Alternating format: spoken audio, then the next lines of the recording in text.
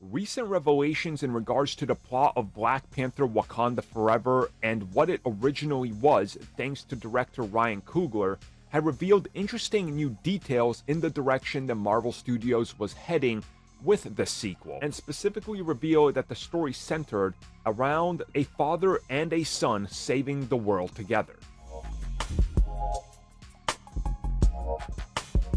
So again, this comes at us directly from Ryan Coogler, who recently had an interview with the New York Times, and he was asked about the initial draft of Black Panther Wakanda Forever before Chadwick's passing, and if he could further elaborate on some of those plot details, specifically with one of the biggest plot elements to deal with being the blip.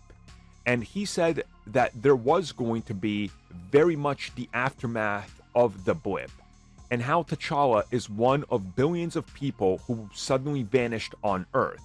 He's brought back 5 years later, and everything has changed. And at this point, this is where the story would have kicked off. He reveals that the early draft that they would have shot before Chadwick's passing was nothing like they ended up doing in the end. And at its essence, it was a father-son story from the perspective of the father. And he said this was a reverse on the first film because the first film was the point of view of the son, with the grief of the father passing and taking on the mantle. And then he goes on and reveals that in the script, when T'Challa was gone, when he was blipped, the 5 years that went by, he missed his son's birth.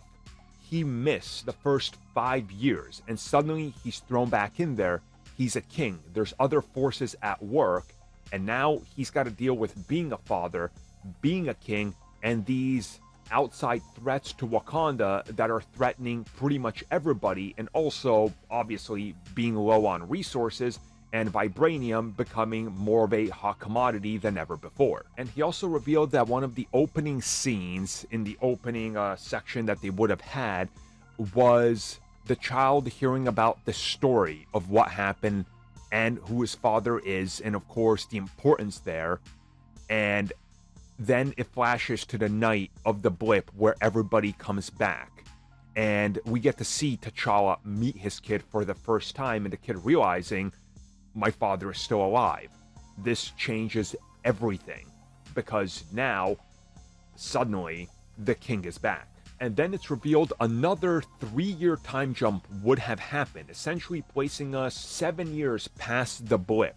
And it would have been sort of like a team-up movie, if you will, with co-parenting and some crazy stuff in there dealing with trying to make the kid understand their place in the world, but also the responsibility of the king and the mother, and how the world views everything going on right now. So you can definitely tell that this is a completely different film, and how Namor would have factored into that would be really interesting to see, because his plot would have to be completely different then. Like, it's a completely different film from his point of view as well. So maybe at some point we'll learn some more details. I certainly would love to talk about them as they relate to Namor, and he's like the only water character I can still obsess over. So yeah, I definitely want more.